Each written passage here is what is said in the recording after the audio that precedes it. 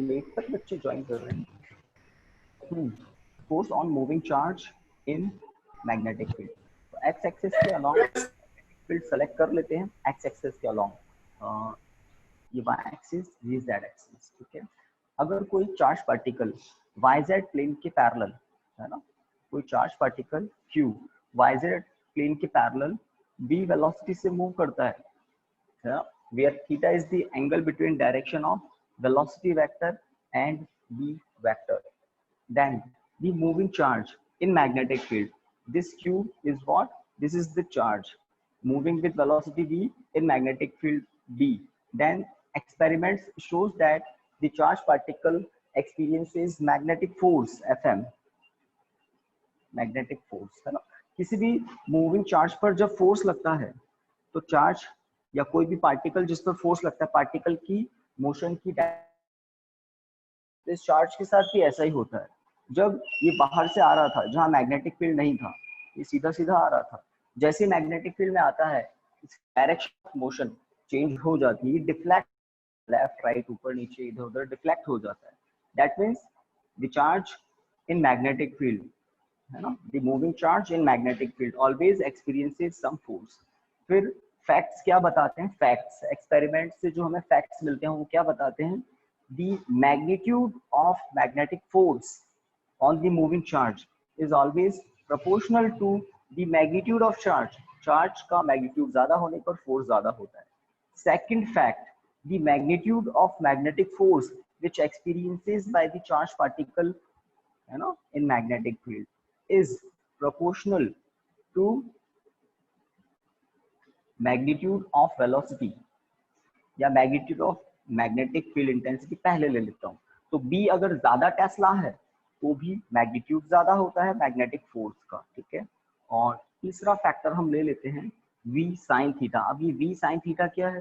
तो V तो है चार्ज पार्टिकल की वेलोसिटी और थीटा है B वेक्टर के बीच एंगल। तो V sin थीटा क्या होता है? वेलोसिटी का कंपोनेंट होता है और किस डायरेक्शन में होता है? B की डायरेक्शन के परपेंडिकुलर V sin थीटा होता है। तो V sin थीटा के प्रोपोर्शनल होता है Fm।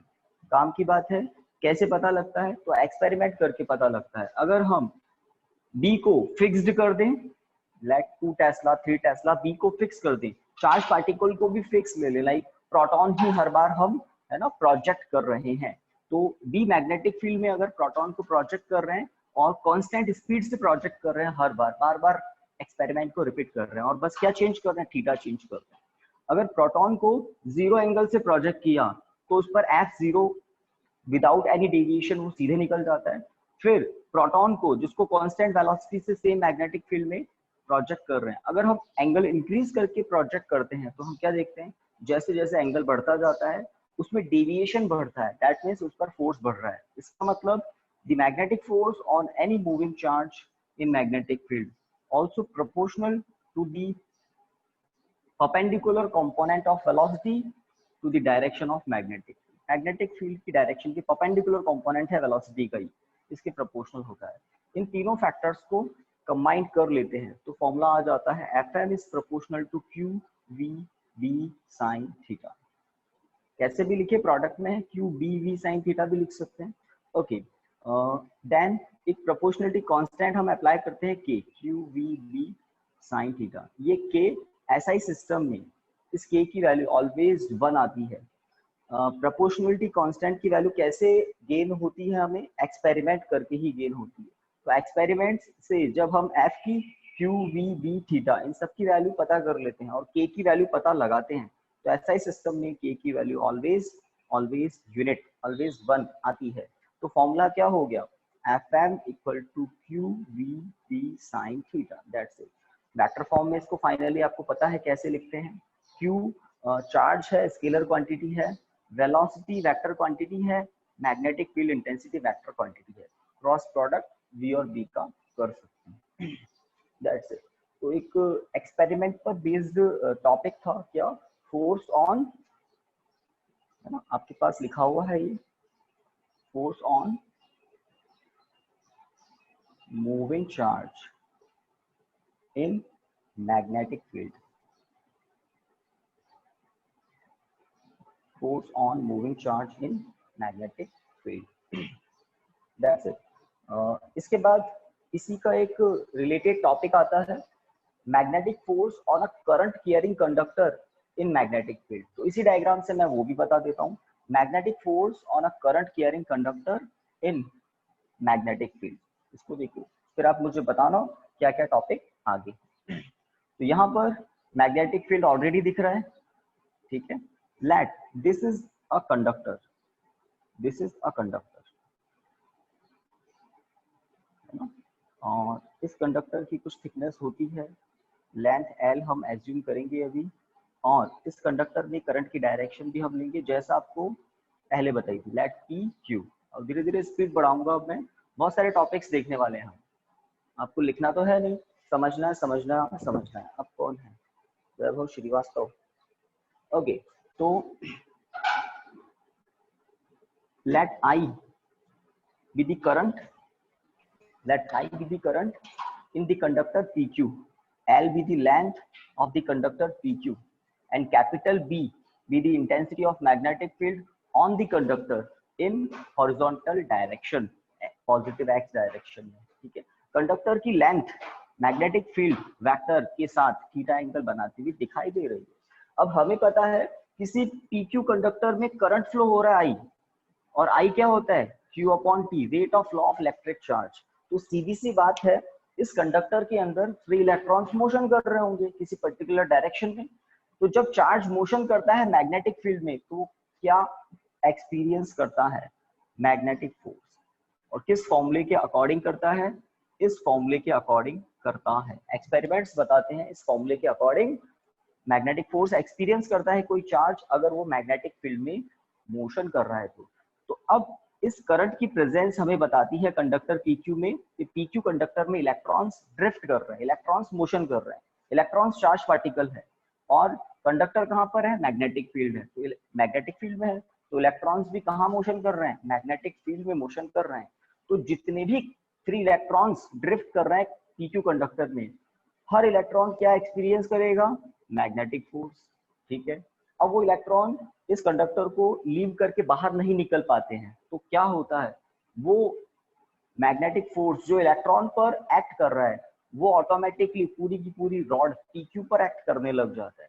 मान लो ये प्लास्टिक का एक मार्कर है, इसके अंदर मैं आयरन के पीस भर दूं, आयरन के पीस भर दूं और बाहर से मैग्नेटिक फील्ड अप्लाई करूं, तो आप जानते हैं मैग्नेट की तरफ अट्रैक्ट हो जाता है ना आयरन। हेलो स्टूडेंट्स, आयरन के पीस मैग्नेट की तरफ अट्रैक्ट हो जाते हैं, सुना है, देखा है कहीं? है ना। या बहुत हैवी मैग्नेट या बहुत हैवी आयरन का पीस है, तो मैग्नेट उसकी तरफ अट्रैक्ट हो जाता है। तो आयरन मैग्नेट म्यूचुअली अट्रैक्ट होते हैं। तो अगर इस मार्कर के अंदर बिल्कुल होलो कर दें, इस मार्कर को, इसके अंदर आयरन के पीस भर दें, अब यहाँ पर मैग्नेटिक फील्ड अप्लाई करें, तो ये मार्कर मैग्नेट की तरफ अट्रैक्ट हो जाएगा। रीजन, इस मार्कर के अंदर जो आयरन के छोटे छोटे पीस हैं, हर पीस क्या एक्सपीरियंस करता है? Magnetic force. अब वो आयरन के पीस मैग्नेट इस मार्कर से बाहर नहीं निकल पा रहे हैं, तो पूरा का पूरा मार्कर ही उसकी तरफ अट्रैक्ट हो जाएगा। तो बिल्कुल ऐसा ही होता है, PQ कंडक्टर में जो फ्री इलेक्ट्रॉन्स हैं वो मैग्नेटिक फोर्स एक्सपीरियंस करते हैं क्योंकि वो मोशन कर रहे हैं मैग्नेटिक फील्ड में। अब अगर इलेक्ट्रॉन इस रॉड से बाहर नहीं निकल पाते, तो क्या होता है? उन इलेक्ट्रॉन्स के मैग्नेटिक फोर्स किस पर ट्रांसफर हो जाते हैं? पूरी की पूरी रॉड पर। तो और इलेक्ट्रॉन एक पर्टिकुलर डायरेक्शन में ड्रिफ्ट कर रहे हैं। क्यों कर रहे हैं? क्योंकि हम देख रहे हैं करंट फ्लो हो रहा है, ठीक है। चलिए, तो अब बात करते हैं स्पीड की या वेलोसिटी की। तो इलेक्ट्रॉन लेट v वेलोसिटी से कंडक्टर में मोशन कर रहे हैं, है ना। हमें पता है इलेक्ट्रॉन किस डायरेक्शन में मोशन करते हैं? करंट के अपोजिट, ठीक है। इलेक्ट्रॉन्स नेगेटिवली चार्ज पार्टिकल्स होते हैं। लेट इलेक्ट्रॉन v वेलोसिटी से कंडक्टर के अंदर मोशन कर रहे हैं, ठीक है। पहली बात v वेलोसिटी से। दूसरा, कंडक्टर की जो लेंथ है उसके और मैग्नेटिक फील्ड के बीच का एंगल क्या है? थीटा है। तीसरा, मैग्नेटिक फील्ड इंटेंसिटी कितनी है? d है, ठीक है। कंडक्टर की लेंथ कितनी है? l है। तो अगर v वेलोसिटी से इलेक्ट्रॉन मोशन कर रहे हैं, तो इलेक्ट्रॉन को क्रॉस कंडक्टर की लेंथ को क्रॉस करने में कितना टाइम लगेगा? तो टाइम इक्वल टू होता है डिस्टेंस अपॉन स्पीड, है ना। और कंडक्टर की लेंथ क्या है? स्ट्रेट है, तो ये डिस्टेंस ही क्या हो जाएगी? वेलोसिटी। और सॉरी ये डिस्टेंस ही क्या हो जाएगी, डिस्प्लेसमेंट। तो डिस्प्लेसमेंट अपॉन वेलोसिटी भी टाइम ही होता है। तो ये है डिस्प्लेसमेंट का मैग्नीट्यूड, ये है वेलोसिटी का मैग्नीट्यूड। टाइम पता लग गया कि इलेक्ट्रॉन्स को कंडक्टर को क्रॉस करने में कितना टाइम लगेगा। दूसरी बात, इलेक्ट्रॉन को एक एंड पी से दूसरे एंड क्यू तक पहुंचने में या क्यू एंड से पी एंड तक पहुंचने में इतना टाइम लगेगा, क्योंकि कंडक्टर की लेंथ एल है, स्ट्रेट लेंथ। इलेक्ट्रॉन्स की ड्रिफ्ट वेलोसिटी v है, पहली बात, ठीक है। दूसरी बात, करंट कितना है, I करंट है, ठीक है, करंट I है।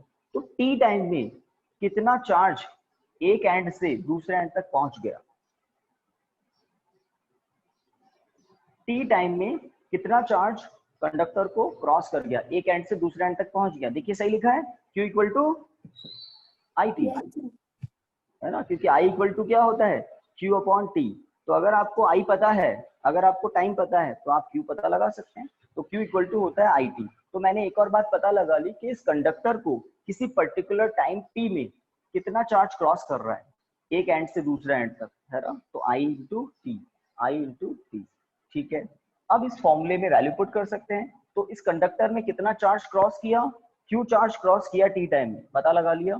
इस कंडक्टर के लिए VLT में रिलेशन भी आपके सामने है। तो V के प्लेस पर क्या लिख सकते हैं, इक्वेशन 1 को थोड़ा सा मॉडिफाई करें। V इक्वल टू क्या हो जाएगा, L अपॉन टी, ये ज्यादा बेटर है ना। V इक्वल टू क्या हो जाएगा, L upon T, displacement upon time. तो डिस्प्लेसमेंट पर वेक्टर लगाएं तो वेलोसिटी पर भी वेक्टर लगा सकते हैं। तो let this is our equation 1, this is our equation 2। Equation 1 से 2 से वैल्यू पुट कर देते हैं उस फॉर्मूले में जिस फॉर्मूले के according moving charge force experience करता है, मैग्नेटिक फोर्स एक्सपीरियंस करता है। बस टॉपिक एंड हो जाता है। तो Q के प्लेस पर IT इनटू V के प्लेस पर L vector upon T vector cross B vector as it is. Okay, time cancel. So FM equal to एक useful formula, I L cross B, I L cross B, this is the formula. तो main formula क्या है, magnetic force on a moving charge in magnetic field. अब मैंने आपको बताया था जिस तरह से इस मार्कर के अंदर अगर आयरन की पीस भर दें और मैग्नेटिक फील्ड में इसको छोड़ दें, तो हर आयरन का पीस मैग्नेटिक फोर्स एक्सपीरियंस करता है। और बिकॉज वो मार्कर से बाहर नहीं आ पाता, इसलिए पूरा का पूरा मार्कर ही मैग्नेटिक फील्ड में फोर्स एक्सपीरियंस करने लग जाता है। तो इसी तरह से इस PQ कंडक्टर की कंडीशन होती है। इसके अंदर जितने भी इलेक्ट्रॉन्स मोशन कर रहे हैं वो सब FM एक्सपीरियंस करते हैं, उन सभी का रिजल्टेंट FM इस PQ कंडक्टर पर एक्ट करने लग जाता है। तो ये है वो फॉर्मूला, ठीक है। थीटा का रोल आपको पता है, साइन थीटा के अकॉर्डिंग FM कम ज्यादा हो सकता है। साइन थीटा मैक्सिमम होता है 90 डिग्री पर, साइन थीटा 0 होता है 0 डिग्री पर। That's it. Hello student, audio video ठीक आ रहा है? Yes sir. Yes sir. सभी के ठीक आ रहा है। ओके, तो आगे बढ़ सकते हैं। कोई मुझे बताएगा, कोई मुझे बताएगा इसके बाद क्या है? और आपको यहाँ पर कुछ दिख रहा है ना? चलिए, तो किसी ने बताया नहीं कि सर ड्राइंग अच्छी है नहीं है आपकी, तो बाद में बता देना। हाँ भाई, नेक्स्ट टॉपिक बताइए आप। तो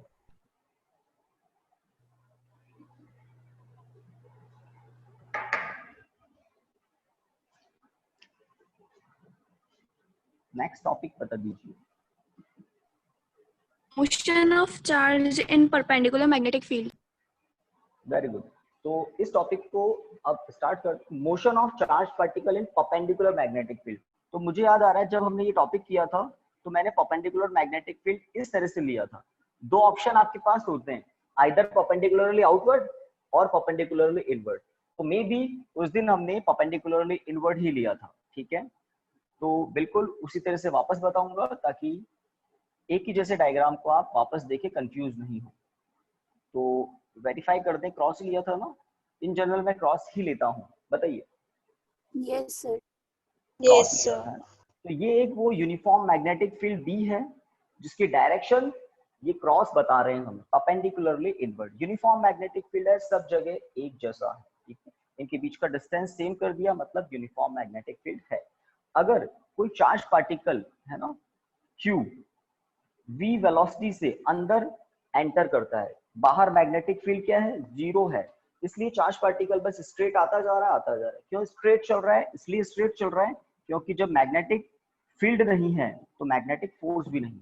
तो जीरो मैग्नेटिक फोर्स में कोई एक्सेलरेशन एक्स्ट्रा नहीं होता, तो इसकी वेलोसिटी चेंज नहीं होती, ना मैग्नीट्यूड ना डायरेक्शन, और ये सीधा सीधा आता रहता है। बट जैसे ही ये मैग्नेटिक फील्ड में एंटर करता है, इस पर मैग्नेटिक फोर्स एक्ट करता है, और क्या होता है magnetic force? Fm equal to q v cross b. Fm equal to q v cross b. ये मैग्नेटिक फोर्स एक्ट करने लग जाता है, क्योंकि हम कह रहे हैं चार्ज पार्टिकल है, तो चार्ज है, चार्ज नॉन जीरो है, v वेलोसिटी भी है, उसकी कुछ मोशन कर रहा है और परपेंडिकुलरली एंटर कर रहा है, तो साइन 90 की वैल्यू क्या हो जाएगी? +1 मैक्सिमम। तो अगर मैं मैग्नेटिक फोर्स का मैग्नीट्यूड आपको बताऊं तो Fm इक्वल टू क्या होगा? QVB। साइन 91 होने से मैक्सिमम मैग्नेटिक फोर्स लगेगा। अब हम डायरेक्शन की बात करेंगे, है ना, डायरेक्शन की बात करेंगे। तो B वेक्टर इक्वल टू होता है magnitude of B minus k cap, बताइए, है ना। परपेंडिकुलरली इनवर्ट डायरेक्शन को मैं क्या मान सकता हूँ? Negative z direction. Negative z direction के लिए यूनिट वेक्टर होता है -k कैप। सुना है? I cap, Yes, sir. j cap, k Yes, sir. Cap. These are the unit vector along positive x direction, positive y direction, positive z direction respectively. But -I cap, -j cap, -k cap. These are the unit vectors in along negative x, negative y, negative z direction. तो ये unit vectors होते हैं। तो because magnetic field perpendicularly inward show किया है हमने, इसलिए B vector equal to ऐसा लिख सकते हैं। किसी भी वेक्टर में क्या होता है? कोई भी वेक्टर मैग्नीट्यूड भी कंटेन करता है और डायरेक्शन भी। तो अगर बी पर वेक्टर लगाया तो उसको उसका मैग्नीट्यूड है ये, और उसकी डायरेक्शन को -k कैप शो कर रहा है। चलिए यहाँ पर मैं एक और बात बताना चाहता हूँ। ऊपर है ना, ऊपर पॉजिटिव y डायरेक्शन है, लेफ्ट राइट साइड में लेफ्ट टू राइट डायरेक्शन में पॉजिटिव x डायरेक्शन है, और perpendicularly outward positive z direction. ठीक है, तो परपेंडिकुलरली आउटवर्ड है पॉजिटिव z डायरेक्शन, तो परपेंडिकुलरली इनवर्ड क्या है? नेगेटिव z डायरेक्शन, इसलिए -k क्या। तो अब चार्ज पार्टिकल जैसे ही इस मैग्नेटिक फील्ड में एंटर करता है, तो एक्सपेरिमेंट्स क्या बताते हैं? वो सर्कल डिस्क्राइब करने लग जाता है। कोई charge particle q v velocity से जैसे ही इस मैग्नेटिक फील्ड में परपेंडिकुलरली एंटर करता है ना, परपेंडिकुलरली एंटर करता है, मतलब v की डायरेक्शन, b की डायरेक्शन, इनके बीच का एंगल कितना होता है? 90 डिग्री होता है। तब चार्ज पार्टिकल सर्कल डिस्क्राइब करने लग जाता है। तो पहले तो मैं सर्कल बनाऊंगा, फिर हम एनालिसिस करेंगे कि वो सर्कल डिस्क्राइब क्यों करता है, दैट्स इट। और फिर एक फॉर्मूला और आएगा, तो सर्कल डिस्क्राइब करने लग जाता है charge particle. Let this is a circle. अब ये सर्कल किसका है? ये सर्कल चार्ज पार्टिकल के सर्कुलर पाथ का सर्कल। सर्कुलर पाथ होता है चार्ज पार्टिकल का, क्यों होता है? तो let these are the arrows, anti clockwise दिखाया गया। ठीक है, तो पहले मुझे बता दो उस दिन एंटी क्लॉकवाइज था या नहीं था?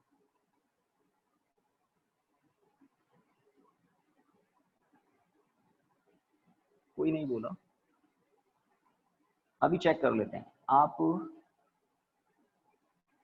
क्यू चार्ज दिखा दें, v वेलोसिटी है इस टाइम पर, तो v वेक्टर इक्वल टू मैं लिख रहा हूं मैग्नीट्यूड ऑफ v और i cap, magnitude of v i cap. तो बात को समझें, पॉजिटिव x डायरेक्शन के अलोंग यूनिट वेक्टर होता है i कैप। तो v वेक्टर है चार्ज पार्टिकल का वेलोसिटी वेक्टर। इस पॉइंट पर अगर चार्ज पार्टिकल है तो सर्कुलर पाथ पर किसी भी पॉइंट पर वेलोसिटी की डायरेक्शन कैसे होती है? टेंजेंट के अलोंग। अगर कोई पार्टिकल सर्कल डिस्क्राइब कर रहा है तो किसी इंस्टेंट पर उसका वेलोसिटी वेक्टर क्या होता है? सर्कल पर टेंजेंट के अलोंग होता है।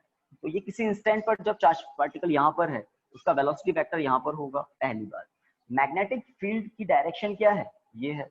और मैग्नेटिक फोर्स का फॉर्मूला क्या है? तो Fm equal to q v cross b, ये है।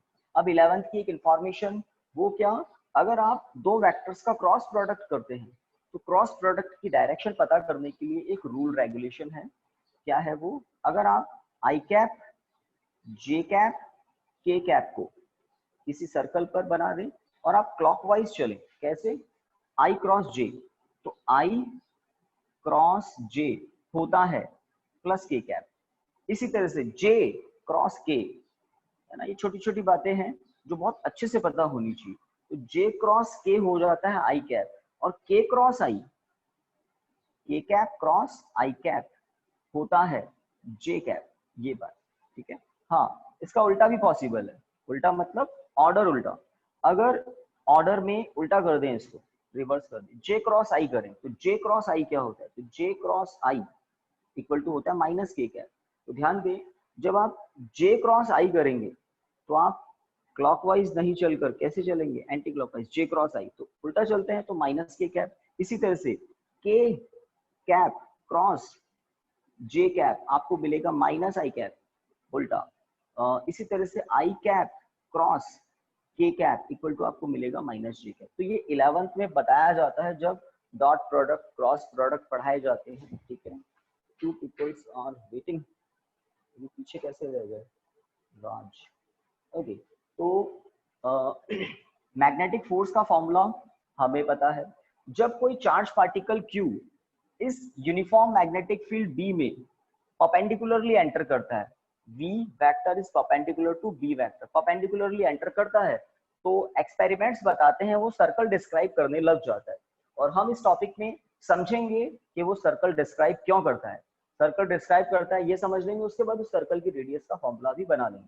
तो पहली बात, चार्ज पार्टिकल को मैंने स्लोवेस्ट पॉइंट पर दिखाया है। सर्कुलर मोशन में वेलोसिटी की डायरेक्शन टेंजेंट के अलोंग होती है, तो जब चार्ज पार्टिकल लोवेस्ट पॉइंट पर है तो वेलोसिटी की डायरेक्शन आपको दिख रही है। अब इस फॉर्मूले के अकॉर्डिंग जब मैं v क्रॉस b करूंगा तो मुझे डायरेक्शन क्या मिलेगी फोर्स की, बस यही देखना है। तो v क्रॉस b करते हैं, यहां पर करते हैं, fm vector equal to q v, तो v के प्लेस पर मैं लिख रहा हूं v i cap cross b, तो b के प्लेस पर मैं लिख रहा हूं b माइनस के कैप। बताइए, तो q v b मैग्नीट्यूड्स बाहर, v b मैग्नीट्यूड बाहर, अंदर क्या है, चलिए एक नेगेटिव साइन को भी बाहर कर देते हैं, के कैप का नेगेटिव साइन मैंने सबसे बाहर लिख दिया। अब अंदर क्या है, i cross k, i cross k क्या होता है, तो ये आपके सामने लिखे हुए हैं, ये आपके सामने लिखे हैं, i क्रॉस k क्या होता है।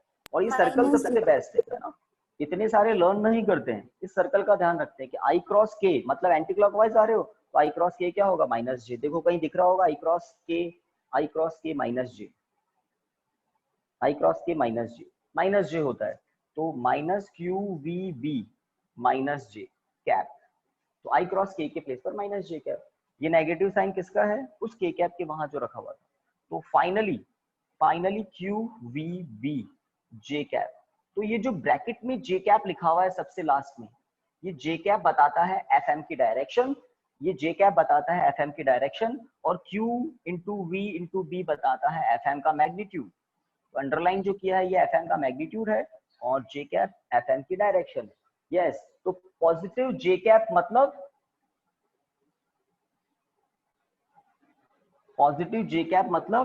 पॉजिटिव वाई डायरेक्शन के अलाउ, तो एफएम की डायरेक्शन ऊपर की तरफ आ जाती है इस पोजीशन, सीधी सी बात अपने आप आती है, ठीक है।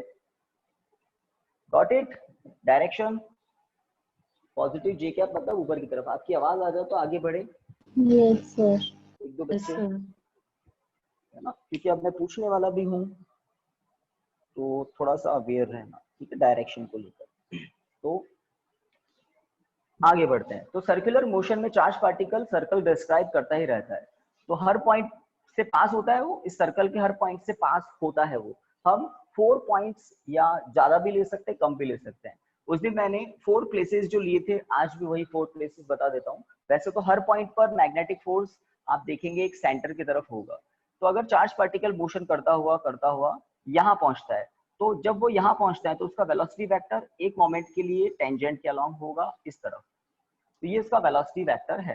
तो वेलोसिटी वेक्टर अब क्या हो गया, वो हो गया v जे कैप। बताइए, एरो ऊपर की तरफ है ना, ऊपर की तरफ है मतलब जे कैप, डायरेक्शन कौन बताएगा, जे कैप। अब आगे की बात करते हैं, तो यहीं पर चेंज होगा, है ना, यहीं पर चेंज होगा। तो देखिए इस फॉर्मूले में v वेक्टर की जगह मुझे लिखना पड़ेगा v वेक्टर j कैप, है ना। जब मैं इस प्लेस पर मैग्नेटिक फोर्स पता लगाना चाहता हूँ, चार्ज पार्टिकल यहाँ पर है, तब उस पर मैग्नेटिक फोर्स किस डायरेक्शन में होगा अभी पता लगाते हैं। तो v वेक्टर हो गया v j कैप। बाकी सब कुछ वैसा का वैसा, मैग्नेटिक फील्ड सब जगह क्या है, परपेंडिकुलरली इनवर्ड, इसलिए माइनस k कैप। तो fm वेक्टर क्या होगा, माइनस qvb और j cap cross k cap. सोचिए j cap cross k cap, है ना। ये k कैप का माइनस बाहर लिखा, j cap cross k cap, देखो j cap cross k cap plus i cap, तो ये हो गया माइनस qvb और ये i कैप। इसको ऐसा भी लिख सकते हैं qvb, तो ठीक है, माइनस i कैप, है ना। ये माइनस जो है i कैप के साथ पहुंचा दिया, तो j क्रॉस k होता है i कैप, माइनस जो था वो मैंने अंदर पहुंचा दिया। तो अब fm के लिए qvb मैग्नीट्यूड बताता है और माइनस i कैप डायरेक्शन बताता है। माइनस i कैप मतलब negative x direction, minus i cap मतलब negative x direction. This is the direction of fm।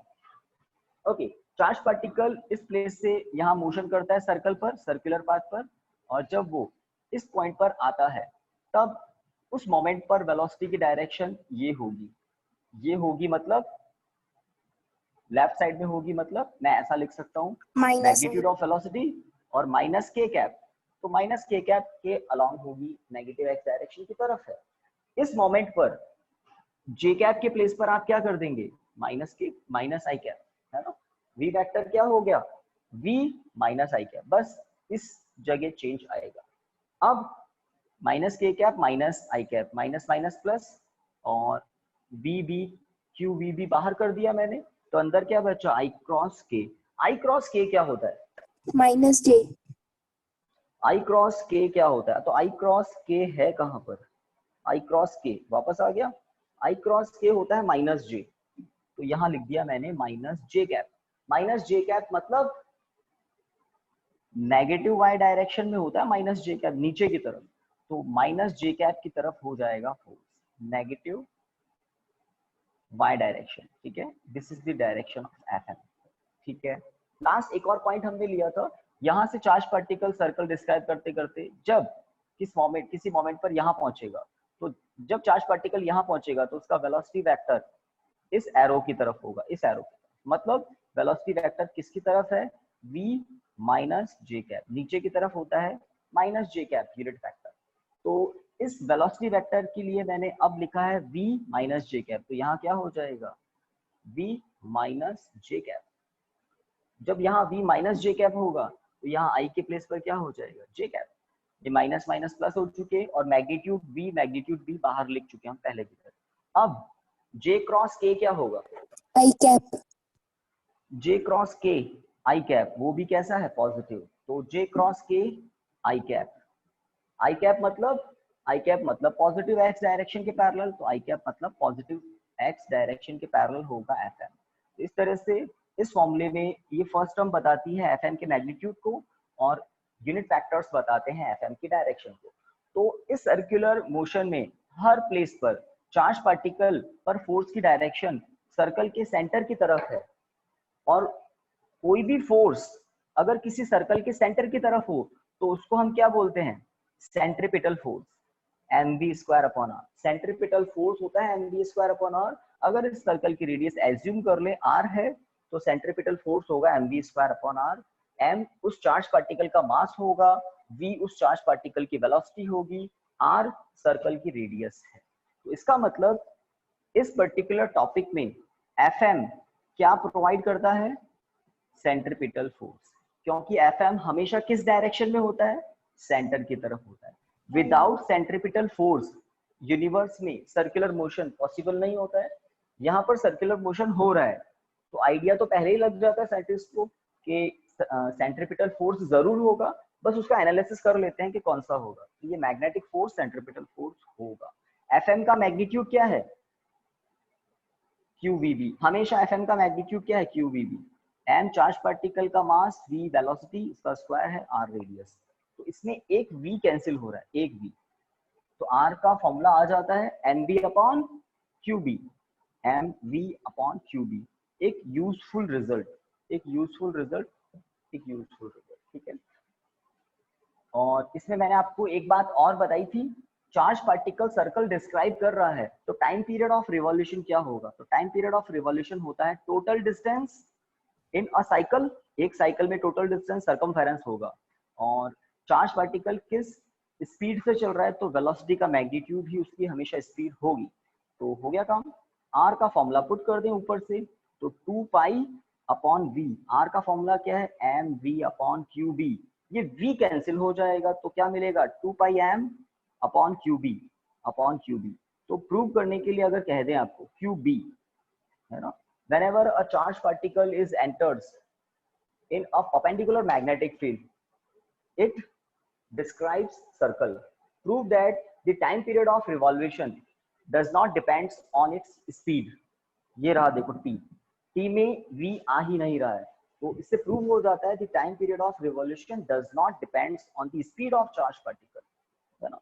अगर चार्ज पार्टिकल ज्यादा स्पीड से चलता है तो भी टी उतना ही लगेगा, अगर चार्ज पार्टिकल कम स्पीड से चलता है, v का मैग्नीट्यूड कम होता है, तो भी टाइम उतना ही लगेगा सर्कल को डिस्क्राइब करने के। रीजन, क्योंकि चार्ज पार्टिकल अगर स्लो चलेगा तो उसका सर्कल छोटा होगा, रेडियस कम होगी, टाइम उतना ही लगेगा। अगर चार्ज पार्टिकल फास्ट चलता है, मैग्नीट्यूड ज्यादा होता है v का, तो उसका सर्कल भी बड़ा हो जाएगा, टाइम उतना ही लगेगा।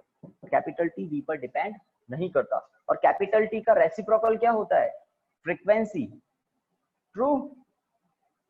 टाइम पीरियड का रेसिप्रोकल क्या होता है? फ्रीक्वेंसी इन हर्ट्ज और इन सेकंड इनवर्स। तो ये वो टॉपिक था जिसमें v परपेंडिकुलर होता है v के। तो चार्ज पार्टिकल एक सर्कल डिस्क्राइब करता है। अब हम बात करेंगे जब थीटा 90 डिग्री नहीं हो, तो क्या होगा, है ना।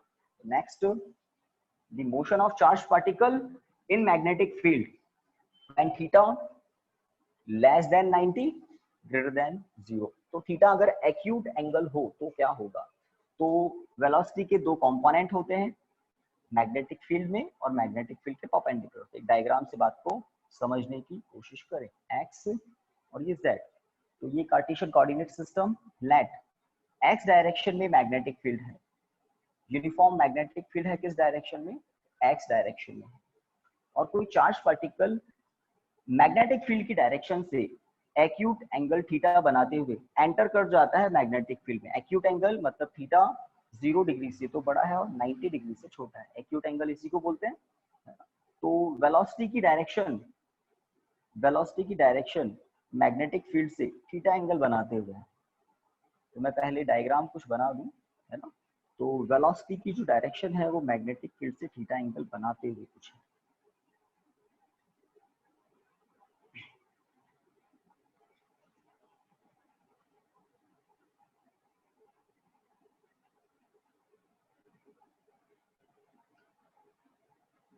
तो देखते हैं ये क्या है। तो कुछ याद आ रहा है ये क्या है? बताया था कुछ, हेलिकल पाथ, है ना, हेलिकल पाथ। इसको हेलिक्स भी बोलते हैं या हेलिकल पाथ, हेलिक्स या हेलिकल पाथ। तो अगर कोई charge particle Q v velocity से मैग्नेटिक फील्ड में एंटर करता है, where theta is the angle between direction of v vector and v vector. तो ये थीटा एक्यूट एंगल है, आपको पता होना चाहिए। x एक्सिस, z एक्सिस, इनके बीच का ये जो कंप्लीट एंगल होता है ये होता है 90 डिग्री, है ना। और v की डायरेक्शन इन दोनों के बीच में है, दैट मीन्स थीटा क्या होगा? एक्यूट एंगल होगा। तो v वेक्टर की डायरेक्शन v वेक्टर से थीटा एंगल बना रही, तो v के वेलोसिटी के दो कंपोनेंट होते हैं, एक होता है v cos थीटा और दूसरा होता है v sin थीटा। एक होता है v cos थीटा v के पैरेलल, दूसरा होता है इसका component v sin theta v के परपेंडिकुलर। और एक बात हम पहले पढ़ चुके हैं अभी टॉपिक में कि जब कोई चार्ज पार्टिकल मैग्नेटिक फील्ड में मोशन करता है तो उस पर जो मैग्नेटिक फोर्स एक्ट करता है, उस मैग्नेटिक फोर्स में किसका रोल होता है? v sin थीटा का रोल होता है, ओनली v sin थीटा का। बताया था अभी थोड़ी देर पहले, the magnitude of magnetic force is proportional to the Yes. perpendicular component of velocity to the direction of magnetic field। बस इसी का रोल होता है, इसका रोल बिल्कुल नहीं होता है। इस कंपोनेंट पर मैग्नेटिक फील्ड कोई इफेक्ट अप्लाई नहीं करता है, that is why the horizontal component v cos theta remains unchanged. तो चार्ज पार्टिकल इस component, because of this component charge particle magnetic field की डायरेक्शन में आगे बढ़ता रहता है। Because of this component v sin theta charge particle पर force लगता है, और ये फोर्स एक सेंट्रीपिटल फोर्स प्रोवाइड कराता है। सेंट्रीपिटल फोर्स आप जानते हैं, तो Fm इक्वल टू क्या होगा, Fm इक्वल टू होता है q v क्रॉस v। अब इस टॉपिक में थीटा जो है वो 90 डिग्री नहीं है, तो आपको फॉर्मूला क्या लिखना पड़ेगा, magnitude Fm equal to q v b।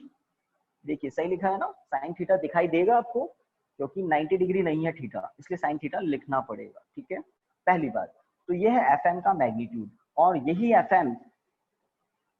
Fm charge particle को सेंट्रीपिटल फोर्स प्रोवाइड करता है रोटेशनल मोशन के लिए, सर्कुलर मोशन के लिए। m v square upon r कौन प्रोवाइड करता है, यही Fm।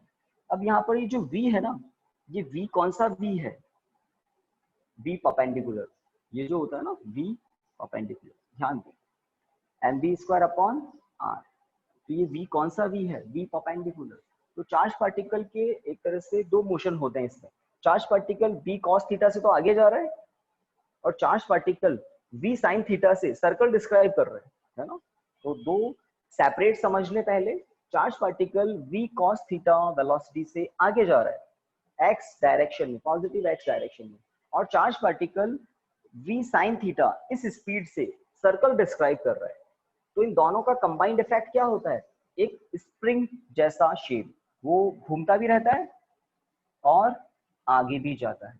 तो जो सर्कल डिस्क्राइब कर रहा है वो है v sin थीटा इस स्पीड से, और वो एक कांस्टेंट स्पीड से आगे भी जा रहा है, वो कांस्टेंट स्पीड क्या है, v cos थीटा। ठीक है, तो इन दोनों का जब कंबाइंड इफेक्ट होता है तो ऑटोमेटिकली चार्ज पार्टिकल का जो पाथ होता है वो कैसा हो जाता है, helical. This is called helical path. ठीक है, तो इस हेलिकल पाथ को आप स्प्रिंग जैसा एज्यूम कर सकते हैं, स्प्रिंग हेलिक्स ही होती है। चलिए, तो मैंने आपको ये बता दिया, यहाँ होता है v परपेंडिकुलर, है ना, और v horizontal positive x direction में होता है, इस पर कोई मैग्नेटिक फोर्स नहीं लगता है। जिस पर मैग्नेटिक फोर्स लगता है वही चार्ज पार्टिकल को सर्कुलर घुमाता है। चलिए अब वैल्यू पुट करते हैं, m v परपेंडिकुलर स्क्वायर मतलब v square sine square theta upon r। ये r क्या है, उस सर्कल की रेडियस जिस पर चार्ज पार्टिकल चल रहा है। यहाँ पर सर्कल शिफ्ट होते रहते हैं, है ना, ये सर्कल आगे शिफ्ट होते रहते हैं, ये सर्कल आगे शिफ्ट होते रहते हैं। जिस तरह से स्प्रिंग आपको दिखाई देती है, यहाँ पे एक दिन आपको सोलेनॉइड दिखाया था ना, एक सोलेनॉइड यहाँ पर रखा हुआ ही है, इसमें बहुत सारे टर्न्स हैं, तो ऑटोमेटिकली ये भी क्या हो गया, हेलिकल शेप का हो गया, स्प्रिंग हेलिकल शेप का होता है। चलिए, Fm का फॉर्मूला है q v b sin theta, कुछ कैंसिल हो रहा है, v sin थीटा, एक बार v sin थीटा कैंसिल हो रहा है, एक v एक sin थीटा, एक v एक sin थीटा। तो r इक्वल टू क्या आएगा, r इक्वल टू आएगा m v sin theta upon qb। True, तो जब एंगल 90 डिग्री नहीं हो तब r क्या होता है, m v sin theta upon qb। Done, है ना, लिखना तो है नहीं, समझना है समझना है समझना है। कोई भी डाउट हो हाथों हाथ पूछ सकते हैं। तो जब चार्ज पार्टिकल मैग्नेटिक फील्ड से कुछ एंगल बनाते हुए एंटर करता है तो उस पर दोनों कंपोनेंट अपना काम करते हैं। वर्टिकल कंपोनेंट घुमाता है, हॉरिजॉन्टल कंपोनेंट आगे लेकर जाता है, सीधी सी बात। तो इस बात को वापस रिपीट कर रहा हूँ, दिमाग में फ्रीज कर लेना। जब कोई चार्ज पार्टिकल मैग्नेटिक फील्ड से एक्यूट एंगल बनाते हुए एंटर करता है तो वेलोसिटी का परपेंडिकुलर कंपोनेंट चार्ज पार्टिकल को सर्कल डिस्क्राइब करवाता है और हॉरिजॉन्टल कंपोनेंट उसको आगे लेकर जाता है, और कंबाइंड इफेक्ट क्या होता है, चार्ज पार्टिकल का पाथ हेलिकल हो जाता है, हेलिकल हो जाता है। ठीक है, हेलिकल मतलब एक सिलेंड्रिकल हो जाता है। तो सिलेंडर की रेडियस मान सकते हैं आप इसको, m b sine theta upon Q b. अगर थीटा ज्यादा होता है तो आर ज्यादा होता है, और थीटा अगर 90 डिग्री हो जाता है तो आपको पता है चार्ज पार्टिकल एक ही प्लेस पर घूमता जाएगा, क्योंकि जैसे ही थीटा 90 डिग्री होगा ये वाला कंपोनेंट जीरो हो जाएगा जो आगे ले जा रहा है। तो आगे ले जाने वाला कंपोनेंट जीरो, तो चार्ज पार्टिकल आगे नहीं जाएगा, एक ही जगह घूमता रहेगा। और वो टॉपिक अभी हमने जो प्रीवियस किया था वही, ठीक है। हाँ, कैपिटल टी की बात करें तो इसमें आप पाएंगे 2 pi M upon Q B, same आएगा। रीजन है ना, सर्कल डिस्क्राइब करने का टाइम पीरियड स्पीड पर या वेलोसिटी पर डिपेंड नहीं करता। सेम प्रोसेस है टी फाइंड करने का, 2 पाई आर अपॉन वी, ठीक है। फ्रीक्वेंसी के बारे में भी बता चुका, 1 अपॉन कैपिटल टी क्या होता है, फ्रीक्वेंसी। तो मेन बात थी रेडियस की। और थीटा का रोल फॉर्मूले से पता लग रहा है। थीटा कम कर दोगे तो क्या होगा, थीटा कम करोगे तो ये जो रेडियस है ये कम होती जाएगी और ये वाला कंपोनेंट बढ़ेगा थीटा कम करने पर। तो चार्ज पार्टिकल जल्दी जल्दी आगे जाएगा, छोटे सर्कल डिस्क्राइब करेगा। कैसे, तो वो कुछ ऐसे होगा पाथ। चार्ज पार्टिकल जल्दी जल्दी आगे जाएगा और सर्कल की जो रेडियस होगी वो कम हो जाएगी। और आर किस पर डिपेंड करता है, थीटा पर डिपेंड करता है, ये पता लगता है। तो this is the topic, motion of charge particle in uniform magnetic field. और उसमें भी दो पार्ट थे, एक जब थीटा 0 और जब थीटा 90 डिग्री हो तो क्या होगा, और थीटा एक्यूट एंगल हो तो क्या होगा, हेलिकल हो जाएगा। इसमें मैंने हेलिकल पाथ के लिए एक बताया था, है ना, पिच ऑफ हेलिकल पाथ, हाँ या ना, x, pitch of helical path. Yes, pitch of sir. Helical path क्या होता है ना, एक टाइम पीरियड में चार्ज पार्टिकल हॉरिजॉन्टल डायरेक्शन में कितना डिस्टेंस ट्रेवल करता है ना। तो एक टाइम पीरियड मतलब कैपिटल टी टाइम पीरियड में चार्ज पार्टिकल मैग्नेटिक फील्ड की डायरेक्शन में जो डिस्टेंस ट्रेवल करता है उसको हम बोलते हैं पिच ऑफ हेलिकल पाथ। तो x क्या है, x हॉरिजॉन्टल डिस्टेंस है। तो हॉरिजॉन्टल डिस्टेंस पता लगाने के लिए हॉरिजॉन्टल स्पीड इनटू टाइम करना पड़ता है, दैट्स इट, है ना। 9th क्लास से आप जानते हैं distance equal to speed into time होता है।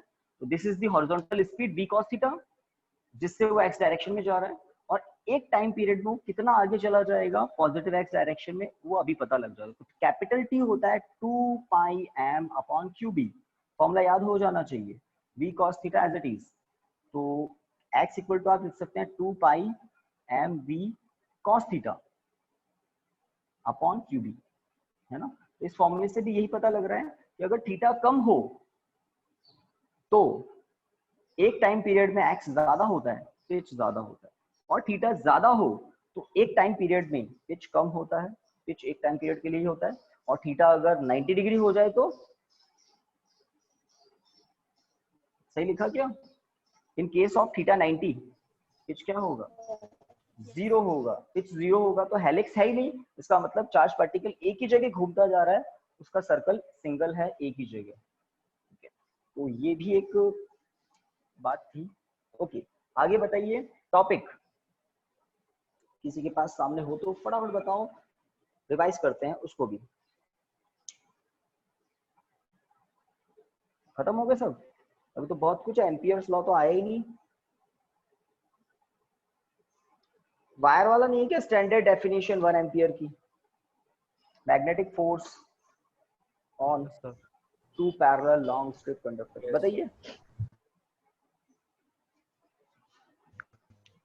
Yes, sir. टॉपिक रीड करके बता दो ताकि फिर मेरे दिमाग में वो फाइल खुल जाए, फटाफट बोलिए।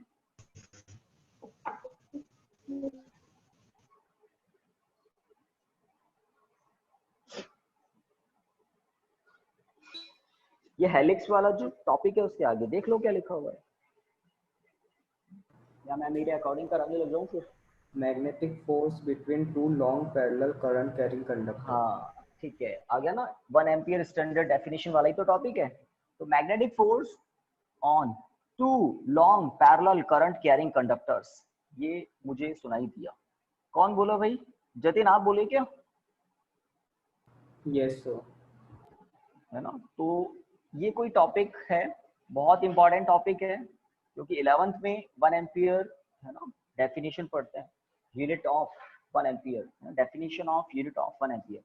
ओके, तो I1 I2 दो करंट हैं, I1 P कंडक्टर में है, I2 Q कंडक्टर में, दोनों कंडक्टर म्यूचुअली पैरेलल है और उनके बीच का सेपरेशन है D, लेट सब कुछ वैक्यूम में है। एक टॉपिक बीच में या पहले ही करवा दिया था क्या, एक फाइनाइट लेंथ के कंडक्टर के लिए मैग्नेटिक फील्ड इंटेंसिटी क्या होती है? अगर एक करंट कैरिंग कंडक्टर है फाइनाइट लेंथ का, तो मैग्नेटिक फील्ड इंटेंसिटी होती है म्यू नॉट आई अपॉन 2 नहीं आता है अपॉन 4 पाई डी, और ब्रैकेट में हम लिखते हैं sine phi 1 plus sine phi 2। That's it. तो this is the intensity of magnetic field due to current carrying conductor of finite length. ठीक है, अगर फाइनाइट नहीं हो, इनफाइनाइट हो, जैसा कि आपको यहाँ दिख रहा है, नहीं लॉन्ग मतलब बहुत ज्यादा लेंथ है, तो जब कंडक्टर की लेंथ बहुत ज्यादा होती है डी के कंपैरिजन, तो उस केस में phi 1 angle phi 2 nearly equal to हो जाते हैं 90 डिग्री, सीधी सी बात। इस फॉर्मूले से जो कि फाइनाइट लेंथ के लिए है, से इनफाइनाइट लेंथ के लिए फॉर्मूला बनाना हो बी का, तो फाई 1 फाई 2 को 90 डिग्री पुट किया जाता है। जैसे ही आप ये चेंज करेंगे तो आपको फॉर्मूला मिलेगा mu not I upon 2 pi D. वैसे भी आपको पता होगा, सेम फॉर्मूला हमने एक बार और डेराइव किया था एम्पियर्स लॉ यूज लेकर। सिंगल इनफाइनाइट लेंथ के स्ट्रेट कंडक्टर का मैग्नेटिक फील्ड होता है mu not I upon 2 pi D. ठीक है, तो बायो-सावर्ट से ये फॉर्मूला आता है ना, फाइनाइट लेंथ के लिए, और इस पर फाई 1 फाई 2 90 डिग्री वाली कंडीशन अप्लाई कर दे तो ये इनफाइनाइट के लिए हो जाता है। और हमने एम्पियर्स लॉ यूज लेकर भी सेम फॉर्मूला डेराइव किया है। तो फाइनली मैं क्या बताना चाहता हूँ कि अगर कोई लॉन्ग स्ट्रेट कंडक्टर है जिसमें करंट फ्लो हो रहा है आई, तो वो अपने आसपास मैग्नेटिक फील्ड जनरेट करता है, और वायर से परपेंडिकुलर डी डिस्टेंस पर मैग्नेटिक फील्ड इस फॉर्मूले से फाइंड कर सकते हैं। तो इस फॉर्मूले को यूज लेकर हम पी कंडक्टर का मैग्नेटिक फील्ड पता करेंगे क्यू पर, क्यू कंडक्टर का मैग्नेटिक फील्ड पता करेंगे पी पर, है ना। इनके बीच का सेपरेशन मुझे दिख रहा है डी। तो बात करते हैं पी कंडक्टर की पहले। पी कंडक्टर में आई करंट है ना। पी कंडक्टर से डी डिस्टेंस पर यहाँ पर एक पॉइंट है, ठीक है। तो इस पॉइंट पर मैग्नेटिक फील्ड है लेट B1। तो B1 क्या होगा, तो फॉर्मूला होगा B1 का, है ना, म्यू नॉट I1 अपॉन 2 पाई डी। थोड़ा फटाफट करते हैं। डायरेक्शन की बात आपको बहुत अच्छे से पता है। तो B1 जो कि यहाँ पर है, कौन जनरेट कर रहा है ये B1? This current carrying conductor P। ये current carrying conductor P generate कर रहा है जिसमें करंट I1 है। ये रहा B का फॉर्मूला, मैग्नीट्यूड है। तो B की डायरेक्शन क्या होगी, तो राइट हैंड रूल के अकॉर्डिंग फटाफट हम डायरेक्शन बता देते हैं। तो थंब बताता है करंट की डायरेक्शन और फिंगर्स बताती है मैग्नेटिक फील्ड की डायरेक्शन। तो राइट साइड में P कंडक्टर के राइट साइड में B1 मैग्नेटिक फील्ड है, तो magnetic field lines perpendicularly inward जाती हुई पता लग रही है जब आप रूल अप्लाई करते हैं इनवर्ट, ठीक है। B1 का डायरेक्शन पता लग गया। अब Q कंडक्टर का रोल देखते हैं। तो Q कंडक्टर में I2 करंट है और ये करंट कैरिंग कंडक्टर Q यहाँ पर है ना, यहाँ पर late B2 magnetic field generate कर रहा है। तो B2 कौन जनरेट कर रहा है, करंट कैरिंग कंडक्टर Q। तो B2 का फॉर्मूला क्या होगा, मैग्नीट्यूड क्या होगा, तो वो होगा म्यू नॉट I2 अपॉन 2 पाई डी। डिस्टेंस तो उतना ही है। हाँ, B2 का डायरेक्शन क्या होगा, तो इस पॉइंट पर B2 किस डायरेक्शन में होगा, तो करंट की डायरेक्शन आउटवर्ड है, आउटवर्ड क्या है, अपवर्ड है, ऊपर की तरफ है। तो आपको फिंगर्स बैंड करनी है। तो Q कंडक्टर के राइट साइड में तो क्रॉस आएगा और Q कंडक्टर के लेफ्ट साइड में क्या आएगा, राइट हैंड रूल से। तो I2 का डायरेक्शन थंब के अकॉर्डिंग कर दे या थंब को I2 के अकॉर्डिंग कर दे, तो कर्व फिंगर्स इस तरह से होगी। तो राइट साइड में इन हो रही है, लेफ्ट साइड में आउट हो रही है, तो लेफ्ट साइड में आउट हो रही है, तो परपेंडिकुलरली आउटवर्ड, ठीक है। ये बात हमने कर ली। अब उसके बाद हम P कंडक्टर पर भी Q कंडक्टर पर भी कुछ पोर्शन एज्यूम करते हैं, लेंथ है ना, late this is L1, late this is L2। तो P कंडक्टर पर L1 लेंथ एज्यूम की और Q कंडक्टर पर L2 लेंथ एज्यूम की, ठीक है। मैग्नेटिक फोर्स का एक फॉर्मूला हमने अभी अभी देखा था, I L × B। तो अगर कोई current carrying conductor magnetic field में है तो वो मैग्नेटिक फोर्स एक्सपीरियंस करता है इस फॉर्मूले के अकॉर्डिंग, ठीक है। तो अब हम P कंडक्टर की L1 लेंथ पर मैग्नेटिक फोर्स का फॉर्मूला लिखना चाहते हैं। Let F1 be the magnetic force on this L1 length, है ना, ये L1 लेंथ किसकी है? P कंडक्टर की है। तो F1 का फॉर्मूला क्या होगा? तो ये L1 लेंथ किसकी है? P कंडक्टर की है। तो L1 लेंथ में करंट क्या है?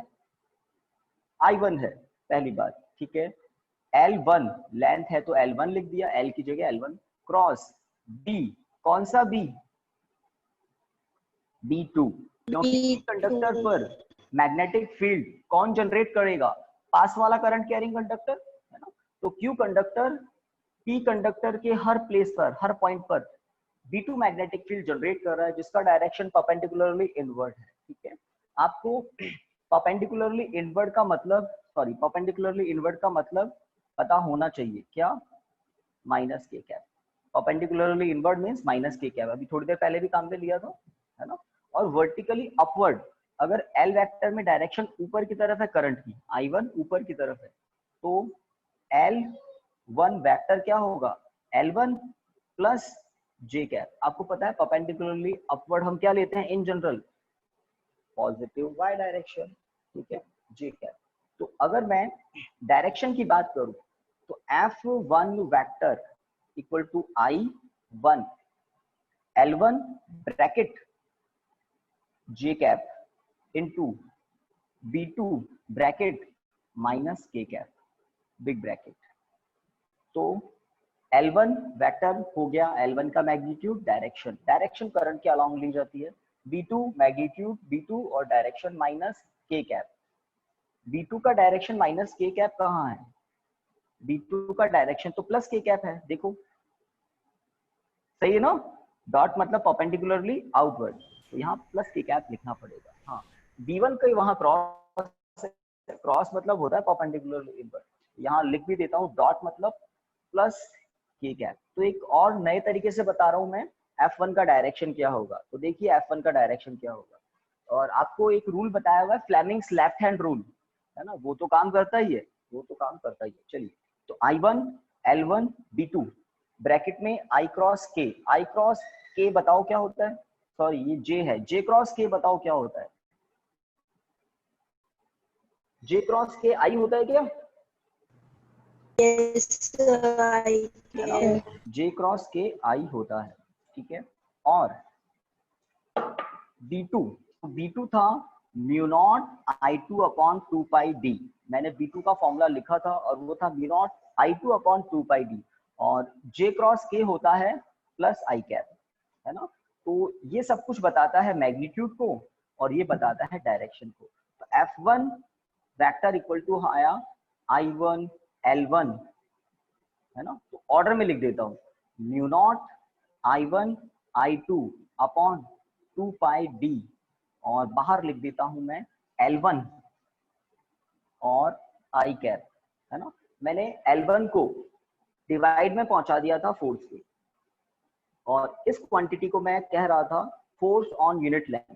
Total force F1, total length L1, तो ये रेशो हो जाता है फोर्स ऑन यूनिट लेंथ। और ये I कैप क्या बताता है? डायरेक्शन किसकी? F1 की, राइट साइड में। I कैप पॉजिटिव है मतलब पॉजिटिव एक्स डायरेक्शन, मतलब राइट साइड। हाँ, फ्लेमिंग्स लेफ्ट हैंड रूल के अकॉर्डिंग आपका काम जल्दी हो जाता है। फ्लेमिंग्स लेफ्ट हैंड रूल के अकॉर्डिंग इस F1 की डायरेक्शन आप कैसे पता लगाते हैं? तो मिडिल फिंगर को आप कर देते हैं करंट के अलावा ऊपर, फोर फिंगर को आप करते हैं परपेंडिकुलरली आउटवर्ड डॉट के अलोंग। तो थंब क्या बताता है? थंब हमें बताता है मैग्नेटिक फोर्स की डायरेक्शन, ठीक है। अब फटाफट हम बात कर लेते हैं इस L2 लेंथ पर, जो किसकी लेंथ है? Q कंडक्टर की लेंथ है। तो इस L2 लेंथ पर मैग्नेटिक फोर्स क्या होगा? Let F2 be the magnetic force on L2 length of conductor Q।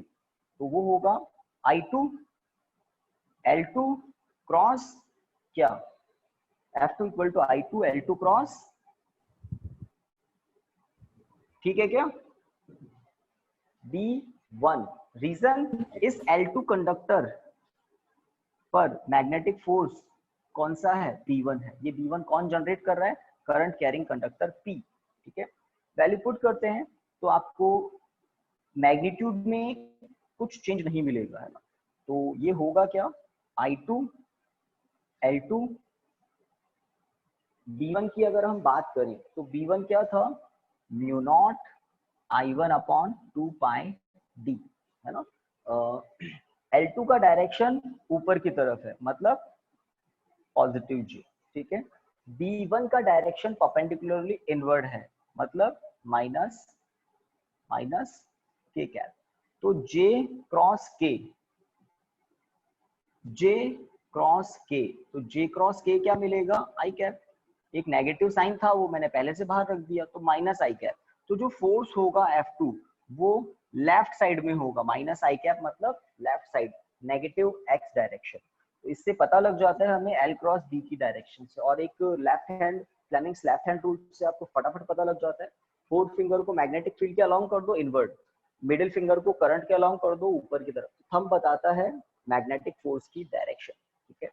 तो फोर्स ऑन यूनिट लेंथ करें तो F2 में L2 से डिवाइड कर दें, तो अब ये जो एक्सप्रेशन बनता है वो होता है mu naught I1 I2 upon 2 पाई डी।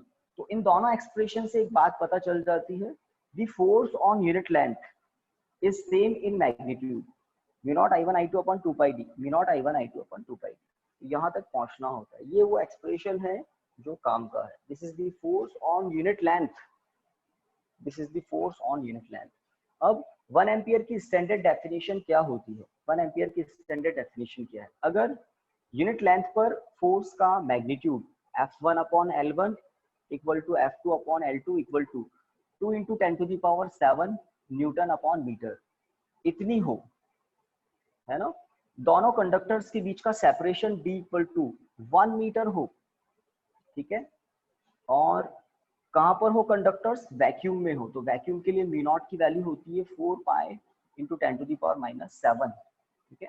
तब इन दोनों कंडक्टर्स में करंट की वैल्यू कितनी होती है, 1 एम्पियर। तो ये कंडीशन अप्लाई करनी पड़ती है, तब आपको I1 इक्वल टू I2 क्या मिलता है, 1 एम्पियर। तो ये है कंडीशन, इस कंडीशन को अप्लाई करते हैं, है ना।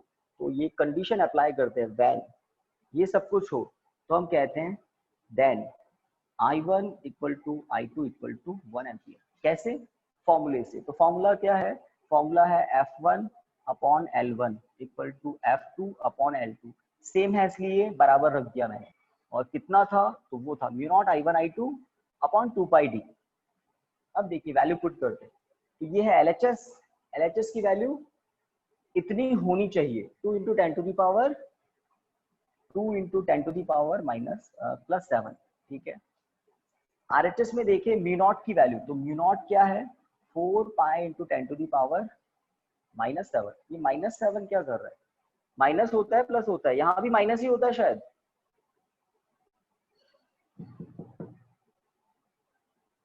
है ना, बताइए। Yes, sir. यहाँ भी दोनों जगह प्लस होता है, दोनों जगह माइनस होता है ना, 10 टू दी पावर माइनस, है ना। तो 10 to the power minus 10 to the power minus, ठीक है। I1 into I2, I1 I2 अपने आप आएंगे, 2 पाई डी की वैल्यू 1 मीटर, वैक्यूम में 1 मीटर डिस्टेंस पर होनी चाहिए कंडक्टर। तो अगर दो पैरेलल कंडक्टर वैक्यूम में 1 मीटर की डिस्टेंस पर हैं और उनमें सेम करंट फ्लो हो रहा है ना, I1 I2 की वैल्यू सेम है, हमें नहीं पता अभी कितनी है I1 I2 की value, but I1 equal to I2 है। और अगर, है ना, कंडीशन अप्लाई करिए, और अगर इनकी यूनिट लेंथ पर फोर्स का मैग्नीट्यूड क्या हो, 2 into 10 to the power -7 newton upon metre. Metre क्यों, क्योंकि फोर्स ऑन यूनिट लेंथ है। तब ऑटोमेटिकली हम क्या कहते हैं, then the current through the conductor is equal to 1 ampere. ये कंडीशन ऊपर वाली अप्लाई करते हैं तो ऑटोमेटिकली करंट की वैल्यू क्या आती है, 1 एम्पियर। देख लीजिए आएगी ना, कैंसिल हो रहा है काफी कुछ, 4 पाई 2 पाई 2 से cancel, 10 to the power 7 cancel, और ये 2 से ये 2 भी कैंसिल।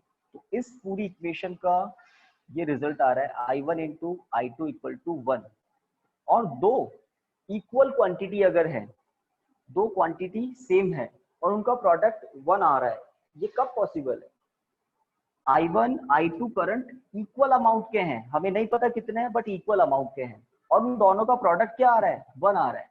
ये कब पॉसिबल है, ये तभी पॉसिबल है जब I1 भी 1 हो और I2 भी 1। आप खुद सोच लीजिए, दो फिजिकल क्वांटिटीज का प्रोडक्ट 1 कब आ रहा है, जब दोनों 1 1 है और एक कंडीशन पहले से अप्लाई की हुई है, हाँ I1 I2 इक्वल होगा, अब वो 1 हो 2 हो 3 हो कितना भी हो इक्वल होगा, इनका प्रोडक्ट 1 कब आएगा, जब दोनों 1 1 into 1 1।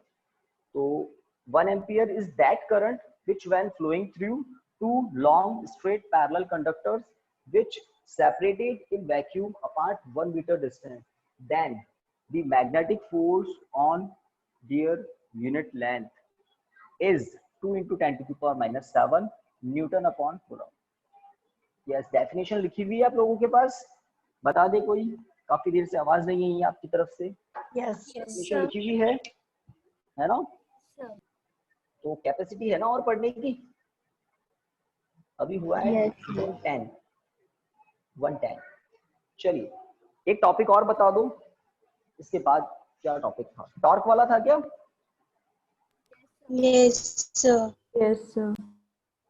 टॉर्क है ना, तो अब उसमें टाइम ज्यादा नहीं लगेगा क्योंकि आपने बहुत डिटेल में उसको समझा था। तो एक टॉपिक था torque on current carrying rectangular loop in uniform magnetic field. ठीक है, उसके लिए मैं काफी कुछ बातें आपको बताई थी। Late this is a rectangular loop, this is a rectangular loop और मैग्नेटिक फील्ड में है ये। इसकी नेमिंग क्या थी वो थोड़ा बता दो, EQRS थी या ABCD थी, बताइए। ए पॉइंट, यहाँ डी था, ठीक है, कुछ इसी तरह से थी, करेक्ट? यस सर, यही थी।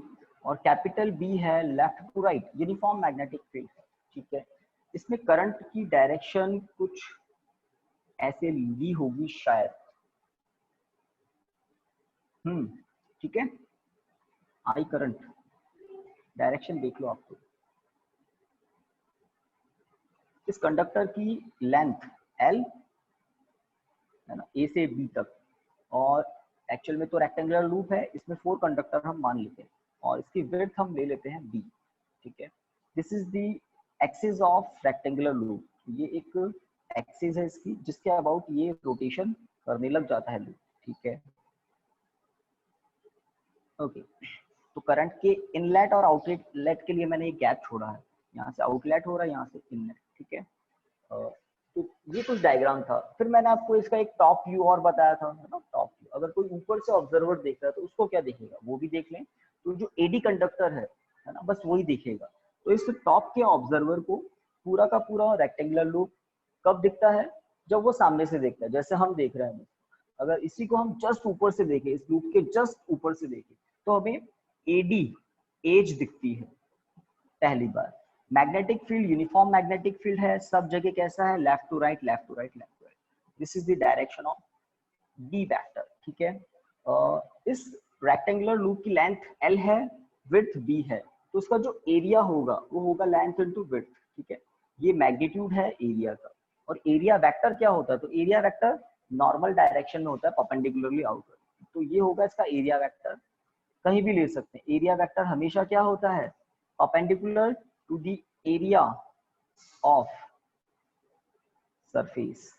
एरिया वेक्टर सब जगह क्या होगा, सरफेस के परपेंडिकुलर होगा, सरफेस के परपेंडिकुलर होगा। कहीं भी आप दिखा सकते हैं, ए पर, डी पर, है ना, सी पर, बी पर, बट हमें मतलब टॉप वाले ऑब्जर्वर को इस पूरे लूप का एक एज दिख रहा है ना। इस ए के नीचे पूरा का पूरा कंडक्टर है ए बी, इस डी के नीचे पूरा का पूरा कंडक्टर है डी सी। ठीक है, तो यहाँ पर मैं एरिया वेक्टर दिखा देता हूँ, ए वेक्टर। ठीक है, ये जो ए से लेकर डी तक की लेंथ है ये है बी, है ना, और capital B vector left to right है।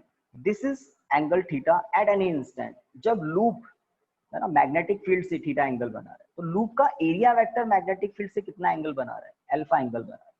तो इन दोनों में क्या रिलेशन हो गया, theta plus alpha equal to 90 degree. दो बातें, तो लूप मैग्नेटिक फील्ड से थीटा एंगल बना रहा है, ये है लूप।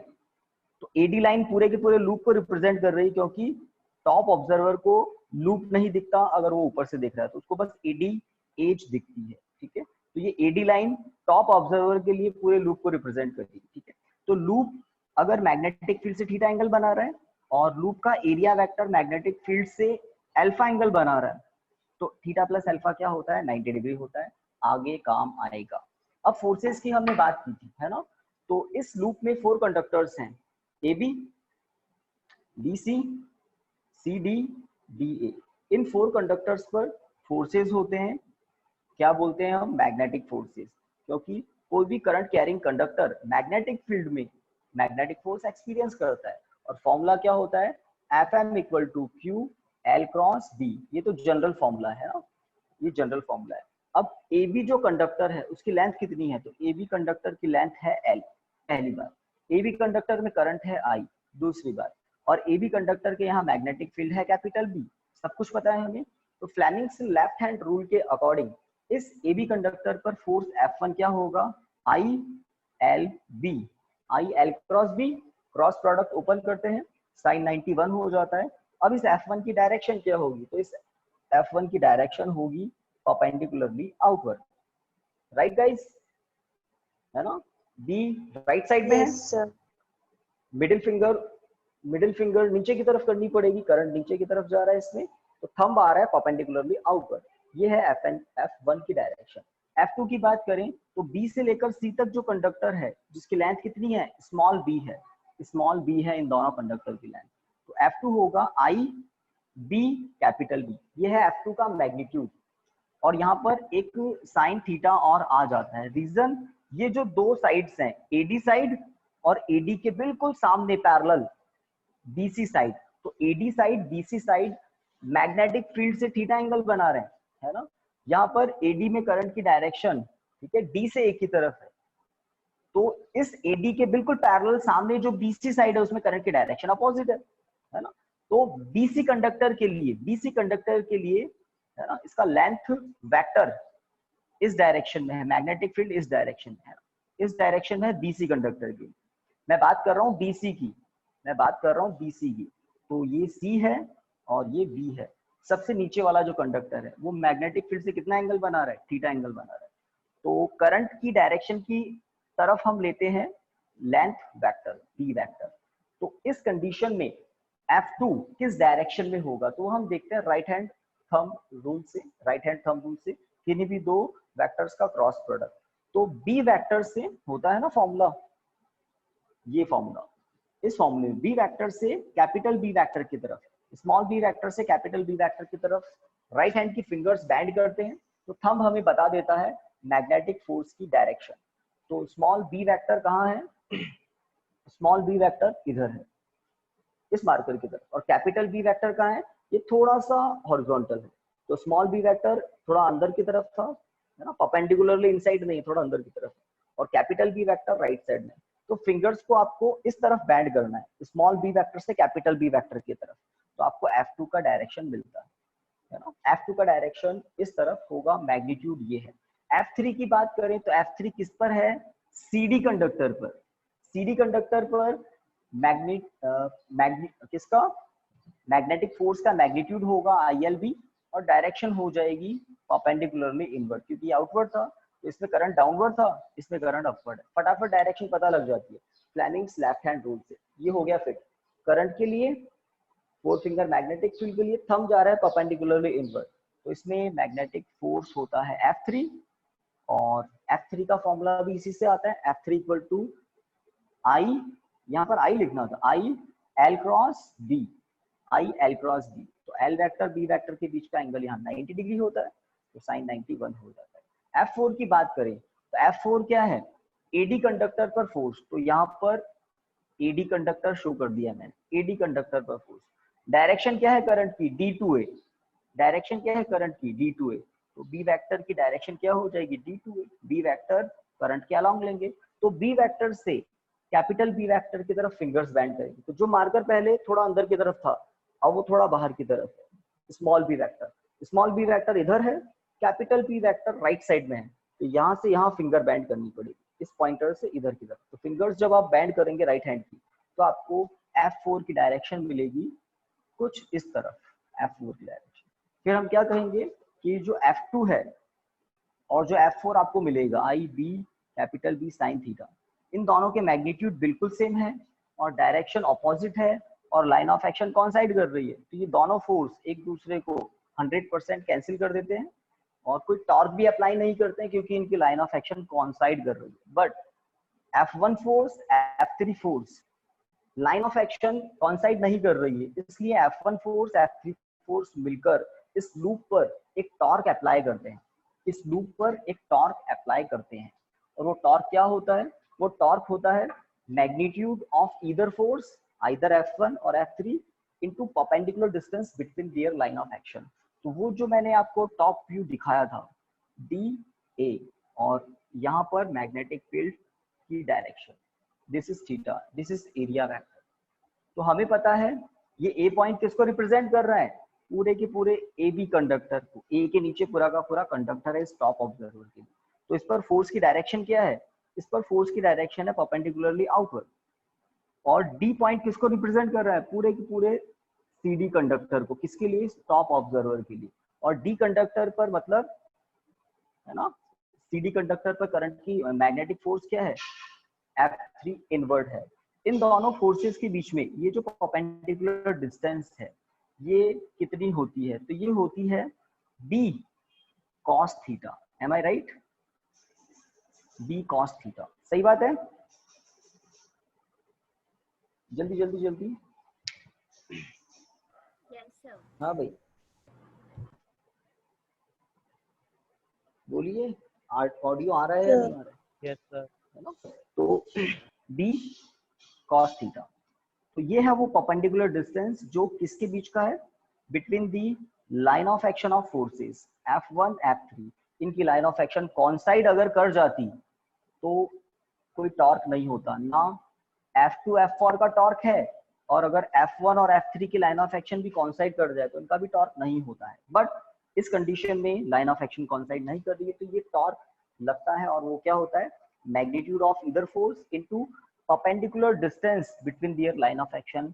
आई थिंक उस दिन यहाँ M पॉइंट दिया था, तो AM है वो परपेंडिकुलर डिस्टेंस जो F1 और F3 के बीच के की जो लाइन ऑफ एक्शन है उसके बीच का perpendicular distance, which is B cos theta. B cos theta.